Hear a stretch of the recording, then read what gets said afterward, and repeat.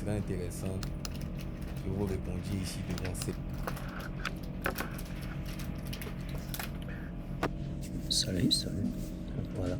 Et j'ai suivi le débat avec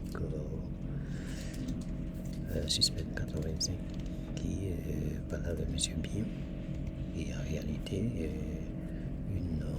une question, moi j'appelle ça une question fatale, parce que M. Bion a un plateau télé, il n'a pas pu répondre à cette question. Et aujourd'hui, il va se mettre à répondre en face de Suspect 85. Mais moi je dis, M. Bion, la question qu'on se pose, c'est de savoir la gestion de son entreprise, qu'est-ce qu'il a apporté. Et même quand il était aux affaires, disons, il était ministre du commerce, qu'est-ce qu'il a apporté. Son parcours jusqu'à aujourd'hui, qu'est-ce qu'il a pu apporter. C'est la question que se pose. Donc, regardant ce bilan-là, je ne pense pas que M. Bion peut apporter quelque chose à la Côte d'Ivoire. Déjà, il a fait un faux parcours, prenant la tête de certaines institutions qui n'ont même pas apporté rien plus. Regardez par exemple M. Thiam. M. Thiam, même si lui-même ne le dit pas, ceux qui ont travaillé avec lui, ceux qui l'ont côtoyé, savent ce qu'il a fait. Donc, déjà, il a un bilan inattaquable. Déjà, on connaît sa capacité, sa force de frappe. Donc, quelque part, à la tête d'un pays, il peut apporter un plus-value. Donc, concernant M. Bion, je ne crois pas. Parce que même dans son entourage, même dans sa société, ceux même qui travaillent pour lui disent qu'il ne fout rien. Il n'apporte rien. D'innovation, je veux dire, d'innovation, rien. C'est la même continuité que son père a pu faire et qu'il a continué là. Mais jusqu'à aujourd'hui, c'est la même chose. La société est en train de tomber en faillite. Pas plus tard, il a vendu quelques actions. C'est normal, dans une société, on peut vendre. Mais quand tu sais gérer, je pense même que la vente des actions, c'est pas nécessaire, c'est pas aussi nécessaire que ça. À moins que tu veux élargir, comment dirais-je, la société, tu vends quelques actions et tu élargis. Mais vendre des actions parce que la société va mal, donc ça veut dire la gestion. Il y a quelques petits problèmes, pas seulement que la gestion. Mais dans une société, il faut l'innovation, il faut rénover dans toutes choses, afin d'apporter, disons, un plus à la société, à ce qu'on est en train de faire. Parce que toujours la même chose, ça n'apporte rien. Donc, ceci étant, je vais vous laisser sur cette vidéo de Suspect 85, un entretien fait par lui et en interview à Jean-Luc Bion. Donc, écoutez sa question et on va voir ce qu'il va répondre. Ces jeunes-là, vous avez eu, je peux dire, la chance ou la grâce d'être né dans une famille qui avait quand même des moyens, avec dans certaines bonnes conditions, on peut le dire comme ça. Et aujourd'hui, vous lancez au présidentiel pour gouverner une population qui est en majorité loin de ça, en majorité, qui vit sous le seuil de pauvreté, 500 par jour et tout, qui vit un quotidien compliqué. La question évidente est de se poser, est-ce que ce monsieur-là connaît nos réalités? Est-ce que ce monsieur-là qui nous demande de le mettre à la tête du pays, connaît ce que nous on vit au quotidien dans notre galère? Lui, il n'est pas né dans la galère. Il est né dans certaines conditions. Qu'est-ce qui prouve que quand il va venir il va pas, vu qu'il connaît pas ce que nous on vit, pour privilégier les entreprises et lui, surtout que lui-même c'est un entrepreneur. Qu'est-ce qui prouve qu'il va? Est-ce que vous connaissez les réalités du bas peuple? Ça c'est la question. Bon, je vais prendre le temps de bien vous répondre. Ça, c'est une question importante. Et aborder différents aspects. D'abord, il faut vous dire que dans l'entreprise, tout le monde n'est pas riche. Ok. Vous avez, ceux qui font fonctionner l'entreprise, ce sont les employés, du cadre supérieur jusqu'au cadre inférieur et à l'ouvrier le plus bas. Et lui, ces réalités, nous les connaissons, puisque c'est nous qui le payons. On sait qu'il est suffisamment ou pas suffisamment payé selon ses revendications. On sait quelles sont ses difficultés de se transporter pour venir au travail, pour nourrir sa famille, pour éduquer, puisqu'on voit les prêts qu'il demande, tout ça. Donc on le sait mieux que beaucoup d'autres, parce que nous avons des centaines, voire des milliers d'employés dans cette situation-là. Donc déjà, c'est pour dire que oui, les réalités, nous les vivons au quotidien. Maintenant, je me souviens de la campagne de 2000. Il y a longtemps, vous étiez jeune. J'avais 5 ans. Mais il y avait le président Robert Guilly et qui se présentait. Et le slogan, c'était de dire, on entendait, bon, il y a des problèmes dans l'armée et tout, il faut que un militaire gère le pays. Et Laurent Gbagbo avait très bien répondu. Il dit, alors on nous dit qu'il y a des problèmes, il faut que ce soit un militaire. Donc demain, si on a des problèmes avec les médecins, il va falloir qu'on ait un médecin. Si on a des problèmes à l'université, on va prendre un étudiant. Hein? Donc, est-ce que vous pensez que pour tout ce que vous dites, on doit prendre quelqu'un de pauvre pour régler les problèmes de la pauvreté? C'est bien, ouais. Voilà. Honnêtement. Donc c'est pas comme ça qu'il C'est faut, pas comme ça qu'il faut réfléchir. qu'il faut réfléchir. Et vaut mieux partager la richesse que la pauvreté. Oh, Et vaut c'est mieux. une belle phrase. On peut répéter. Il vaut mieux partager la richesse que la pauvreté.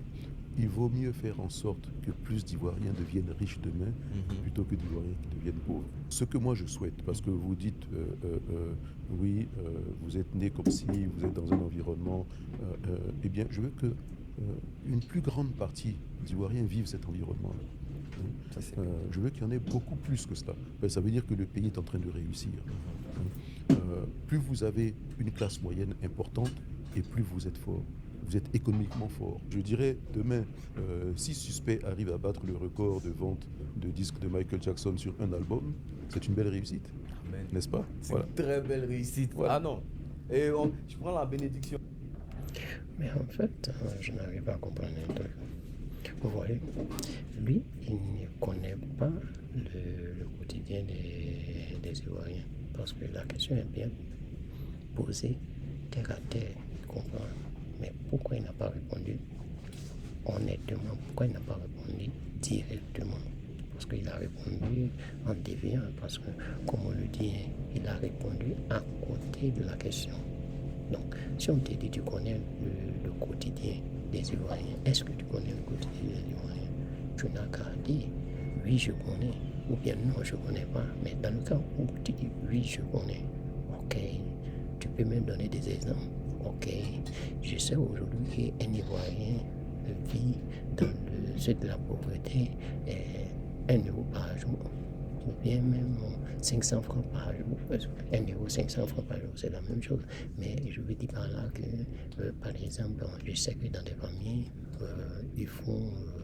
ils mangent 1 fois par jour et que le prix de l'huile qui a augmenté, que une de l'huile, ça coûte au moins 1500, 1300, 1200, ou bien le prix de la tomate, je sais que ça ce prix-là, ça fait 3 tas de choses, 3 boules de tomates, ça coûte 200 francs, ça coûte 500 francs. Voilà la réponse qu'on apporte à cette question. Ainsi, on sait que tu connais le quotidien des Ivoiriens. Mais quand on te parle, tu prends des exemples, parle pas des exemples, parle pas, mais des exemples un peu à la folie, ou bien même des exemples superficiels, des exemples qui n'ont pas trait à la question. Je pense que c'est méconnaître les Ivoiriens et avec ça, tu penses que nous on va te vouloir la tête? Non, c'est pas possible. Soit grand, réfléchi. J'ai dit, qu'on dit le quotidien, tu sais que à chaque arrivée, on te pose la question, va t'informer, cherche à lire au quotidien, croise les gens, parle avec eux, c'est tout. Parle avec ces personnes-là, tu ne peux pas te mettre là et puis dire que tu connais les Ivoiriens, tu les connais, tu vis avec eux, mais tu ne sais même pas qu'est-ce qu'ils endurent. Monsieur Billon, laisse la politique. Laisse la politique, c'est pas pour toi. Non. Laisse la politique. J'espère il va bientôt battre le record de Michael Jackson. De toute façon, il est déjà parti. Je vais le laisser nous débrouiller. Cette fois-ci, je veux que tu prennes un peu de recul pour me répondre à cette question que je vais te poser. Qu'est-ce que toi, avec du recul, tu penses de cette génération politique qui se maintient au pouvoir, n'est pas le mot, mais qui est maintenue au pouvoir alors que la population, justement, la trouve vieillissante un peu? Personnellement, je pense qu'il y a une génération qui devrait se retirer. Clairement. Oui, clairement. Je dis, il est temps qu'une autre génération arrive au pouvoir. On a jusqu'à présent la génération qui a connu Félix Houphouët-Boigny, qui a travaillé avec Félix Houphouët-Boigny et qui a pris les rênes du pays. Et c'est cette génération qui continue encore. Il est grand temps que la génération née après les indépendances, qui n'a pas travaillé avec le président Félix Houphouët-Boigny, accède au pouvoir. C'est là qu'on va passer à un autre système. Pour l'instant, on est encore dans le même système. Post-indépendance, post-indépendance. Mais monsieur Jean-Luc, tu as peut-être raison. Hein. Tu as peut-être raison. Mais je ne crois pas que aujourd'hui, en Côte d'Ivoire, les personnes capables de pouvoir apporter quelque chose, disons, apporter une force ou bien une belle visibilité, ou bien une renommée à la Côte d'Ivoire. Et je ne crois pas que tu sois ces personnes-là. Quand tu parles de choses, une nouvelle génération, mais moi je ne te vois pas dans cette nouvelle génération. Parce qu'à voir de près, qu'est-ce que tu fais de concret? Qu'est-ce que tu peux apporter de concret? On retombe sur la même chose. Ou bien, une nouvelle génération. Mais toi, tu ne peux pas faire partie, ou bien que tu es en train de faire allusion à M. Diam, en tant que tu es en train de le combattre. Parce que dans tes premières interventions, tu as dit comme ça qu'on n'avait pas besoin de quelqu'un qui va venir rendre visite.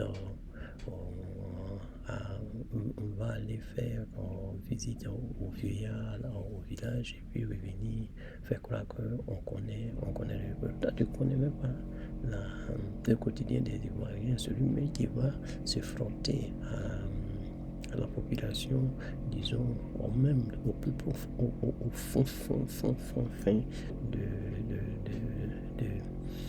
l'Ivoirien. Tu te dis que oui, c'est pas juste. Mais qu'est-ce que toi tu apportes? Tu n'apportes rien. Tu n'apportes rien. Et moi, je ne comprends pas toi ta position. Hein. Moi, je ne comprends même pas ta position. Parce que ça chauffe. Parce que, à voix de vrai, tu ne dis rien du bon. Quelque chose qui peut encourager un jeune pour pouvoir venir te soutenir, pour pouvoir venir t'encourager, je peux dire. Tout ce que tu dis, ça donne vraiment de l'incertitude. Tout ce que tu dis donne vraiment de l'incertitude. Et voyons encore qu'est-ce qu'il peut dire de plus. Est-ce que tu penses que cette génération jeune, plus jeune, si elle vient, parce que moi je trouve la politique c'est tellement compliqué, j'ai l'impression que on a besoin de FC rouage. Si tu ne maîtrises pas les rouages, j'ai l'impression que quand un jeune vient, il va se casser la figure et tout. Est-ce que tu penses qu'on peut faire véritablement confiance à cette génération plus jeune qui est derrière, qui attend jusqu'on lui donne le flambeau? Déjà, on est obligé de lui faire confiance. Okay. De toutes les manières, elle va arriver au pouvoir. Tôt ou tard. Voilà, tôt ou tard. Et de toutes les manières, l'ancienne génération partira. Mhm. Nous sommes des mortels. Il ne faut pas croire qu'il y en a un d'entre nous qui a une potion magique et puis qui va rester jusqu'à 120 ans. Non, ce n'est pas possible. Ok. Donc, de toutes les manières, Mhm. il y a une nouvelle génération qui va arriver, il faut lui faire confiance. Ok. Mais il faut lui demander des comptes. Surtout. Il faut être exigeant. Il faut que cette nouvelle génération fasse les choses différemment. Mhm. C'est également ce qu'on attend de cette nouvelle génération. Clairement. Il faut qu'ils se disent, il faut que les choses changent. Ouais. Mais Faut c'est que eux les- qui peuvent faire changer les choses. D'accord. En allant voter. En allant voter. En exigeant de leur politique Mhm. plus de résultats, plus d'engagement. D'accord. C'est bien beau de dire qu'il faut exiger. D'après M. Bion, comment il faudrait qu'on procède, nous les jeunes? En l'exprimant. Ok. Les jeunes restent très en retrait, ils n'expriment pas suffisamment. Parce Mais- qu'on mais- sait mais comment ça se passe. C'est M. plus Bion. facile, c'est plus facile pour quelqu'un comme moi de gérer un peuple qui a une opinion affichée plutôt que sans opinion. Il faut des gens de qui il faut deviner ce qu'ils pensent. Voilà. Les jeunes sont un peu en retrait parce que ne faisons pas les naïfs. Si tu parles trop aujourd'hui sur Internet, là, on ne comprend pas. Donc, je ne vais pas trop rentrer dans les détails, mais c'est pour ça que les jeunes... Mais je ne vois pas quel problème un individu seul peut régler. peut régler à la place d'un État. C'est toi, pas... tu peux, hein. Non, c'est pas possible. Pensez que C'est pas possible. C'est pas possible. Ah ouais? Non. Sinon demain, encore une fois, tu demanderas à Donald, mais règle le vois samedi, de toute façon. règle le problème de l'armée Ça, c'est américaine. vrai, ça, c'est C'est vrai. pas possible. Hein. Par contre, ça demande des sacrifices Ouais, clairement. au niveau de l'État et les sacrifices qu'il faut. Moi, je suis prêt à le faire, c'est pas un problème. Ah, Je ça, l'ai c'est toujours fait. Déjà, il faut savoir que quand j'arrivais au ministère du Commerce, du commerce. j'ai abandonné moi-même des avantages hautement plus importants que ce que l'État m'offrait. Ah, mais ça, on a envie de savoir. Ça, on a envie de savoir Faut pas ça. croire, pour quelqu'un comme moi ou pour n'importe quel autre homme d'affaires qui réussit, quand il arrive au gouvernement, il a un salaire moins important que celui qu'il avait auparavant. Il a moins d'avantages que ceux qu'il avait auparavant. Même en étant ministre. Même en étant ministre. Et c'est normal. Encore une fois, c'est l'argent public. Si le ministre avait plus que ça, j'allais dire, mais attendez. Là, c'est bien de le dire parce que nous, on voit les voitures des ministres, là, c'est pas des voitures que tu peux payer 2 millions par mois. Hein. Non, c'est sûr, mais ça reste un véhicule convenable. Il faut voir que un président de la République, un ministre, un haut fonctionnaire, c'est quelqu'un que l'État met dans des conditions idéales de travail et de représentation, mais pour ne pas qu'il soit dans le besoin. Mais c'est pas non plus le train de vie des rich and famous.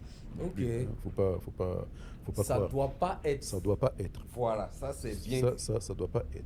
Ensuite, c'est une personne qui est au service des autres. Parce que souvent moi je vois la déférence avec laquelle on vient me saluer, on se jette sur mon sac pour le prendre quand j'étais au ministère. Je refusais ça. Je disais, tu n'aimais pas ça? Non, laissez mon sac. Moi-même, je conduis ma voiture. Je prends la voiture du gouvernement pour aller en conseil des ministres ou en conseil de gouvernement. Et tu es au volant? Ou alors pour aller dans des cérémonies officielles. En dehors de ça, j'utilisais mon propre véhicule et je conduisais moi-même mon véhicule. J'arrivais au travail avec mon véhicule. Maintenant, on est au service d'eux. Et trop souvent, on voit des personnes avec une déférence. Non. Le ministre est aussi... Quand vous êtes ministre du Commerce, vous êtes au service de ceux qui sont dans le commerce. Ce n'est pas ceux qui sont dans le commerce qui sont à votre service. Il ne faut pas inverser les... Oui. Il faut le dire à haute voix, il faut bien le dire. C'est pas l'inverse. Le ministre de la Culture est à votre service. Vous n'êtes pas au service du ministre de la Culture. En tout cas, pour le moment, la dame est à notre service. Ça, voilà. Donc, c'est comme ça qu'il faut voir la chose et pas l'inverse. D'accord. Tu es avare. Ah ouais. On dit que M. Jean-Louis Bion est alors que nous, on t'appelle Forbes, tu es en forme, comme les jeunes disent. C'est toi. Mais pourquoi les gens ont cette rumeur-là? Mais peut-être qu'ils attendent que je distribue de l'argent. Ok. Et tu n'es pas prêt. Et je ne suis pas prêt à distribuer de l'argent. Le vieux n'est pas prêt. Il dit, je suis pas prêt à distribuer l'argent. Ah, je ne pas faire Mais peur à la jeunesse. au moins, avec moi, la Côte d'Ivoire ne sera pas surendettée. Je sais pas si j'ai pris de cette blague-là. mais Pardon. bon, Uh-huh.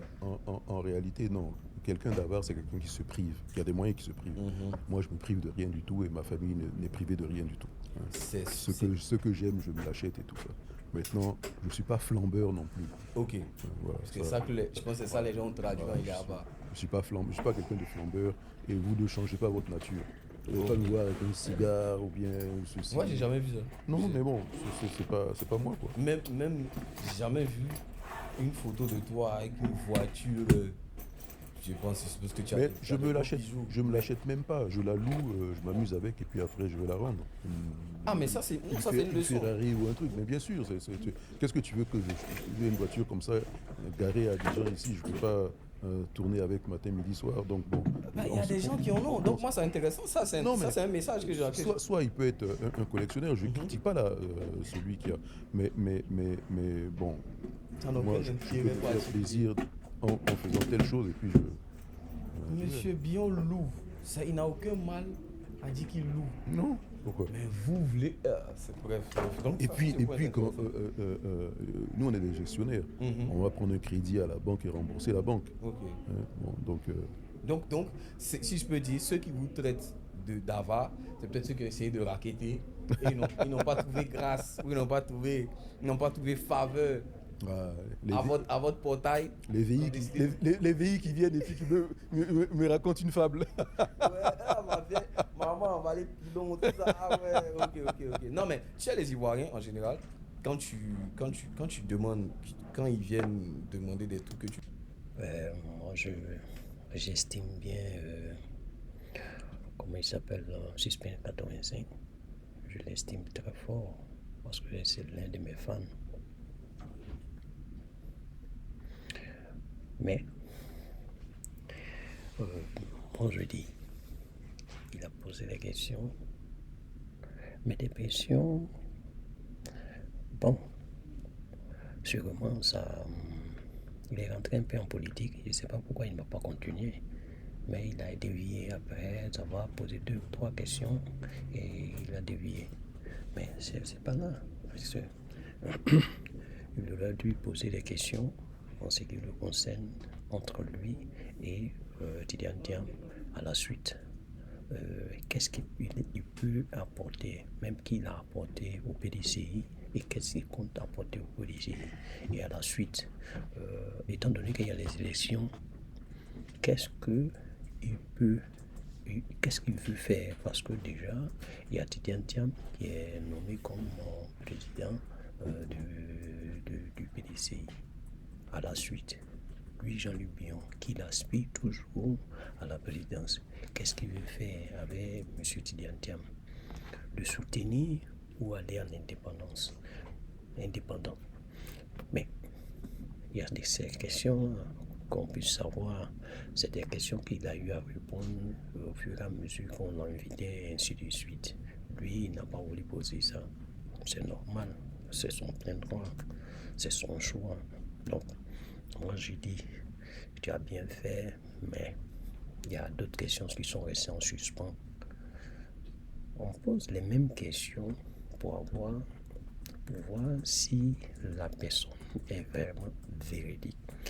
Peut-être même que en répondant à tes questions, il peut même dire des trucs qu'il n'a même pas dit auparavant. Et ça peut éclairer un peu l'antenne des gens. Donc, on se dit, s'il y a des questions à poser, il ne faudrait pas hésiter. Bon, j'ai l'impression que tu es un peu un partisan de Jean-Luc Bion, ou bien bon, un fan de Jean-Luc Bion, que tu n'as pas pu se piquer dans la plaie, piquer dans le profond du sujet politique, je veux dire. Donc ça, pour moi, je suis resté sur ma faim. En ce qui concerne sa vie privée, ses relax, ses consorts,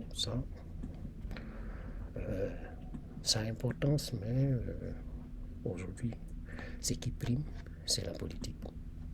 Oui, ce qui prime, c'est la politique. Donc, quelque part, quand tu rentres sur l'échiquier politique, il faudrait que tu arrives à pouvoir étayer tout ce qui englobe la vie de cet homme politique-là. Donc, moi, c'est celui-là, je suis resté un peu sur ma fin, quoi. Mais à la suite, on espère bien qu'une prochaine fois, l'homme politique que tu vas inviter, tu pourras quand même rentrer dans les fonds ou bien même toucher les points essentiels de sa vie politique, parce que c'est ça qui nous intéresse actuellement, la vie politique d'aujourd'hui. Non, la vie politique de la Côte d'Ivoire nous intéresse tant et que nous voulons quand même réussir à mieux connaître les leaders, à mieux connaître les participants. Parce qu'aujourd'hui, le PDCI n'a pas vraiment un leader officiel, je peux dire, officiel sur la liste électorale. Donc, étant donné que ils ont quand même bouleversé, je peux dire, le programme du PDCI, cela a contrarié le cheminement du PDCI à l'élection présidentielle. Donc, qu'est-ce qu'il faut faire?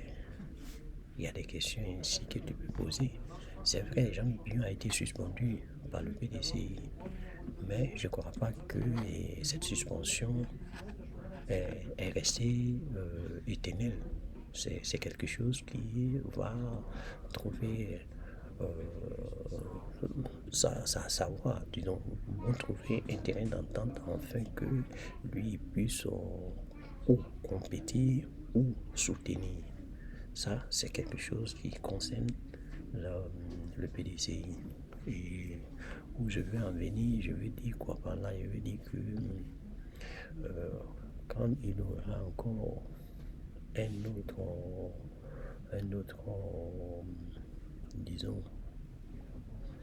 participant ou bien même une autre autorité, essayons de rentrer dans le fond du sujet politique. Sujet politique, moi, ça m'intéresse beaucoup et j'ai apprécié l'interview que tu as eue avec Jean-Luc Pillon. Et sur ce, je vais quand même laisser. Je vous demande de partager afin qu'on puisse comprendre un peu la mentalité de Jean-Luc Pillon, parce que ici, c'est un peu, je pourrais dire, à cœur ouvert, il a eu à parler avec Jean-Luc Pillon. Jean-Luc Pillon a parlé, pardon, à cœur ouvert que Jean-Luc Pillon a parlé. Donc, s'il ne le connaissait pas avant, a quand même su qui est un peu Jean-Luc Pillon. Donc, c'est ce que moi je voulais savoir. Mais en matière de politique, moi je pense pas que Jean-Luc Pillon est je dirais pas mieux placé, mais il a encore à apprendre sur le plan politique. Parce que là, il n'est pas à la hauteur de cette tâche. Il n'est pas à la hauteur. Il cherche encore se recycler, je peux dire, ou bien même pas recycler, mais réformer, ou même pas réformer, je pourrais dire qu'il n'a qu'à l'apprendre. Parce que là, je ne crois pas qu'il connaît grand-chose sur le plan politique. Et déjà, son attitude envers le PDCI, je ne sais pas si je peux dire m'intrigue, mais n'estime pas confiance, parce que j'ai l'impression qu'il est manipulé par le pouvoir pour mettre simplement les bâtons dans les roues de M. Tidiane Diam, ou bien même celui qui va être à la tête de ce parti-là. Donc, quelque part, ça cause problème. Il faudrait qu'on arrive à pouvoir trouver des gens qui veulent l'évolution de ce parti-là.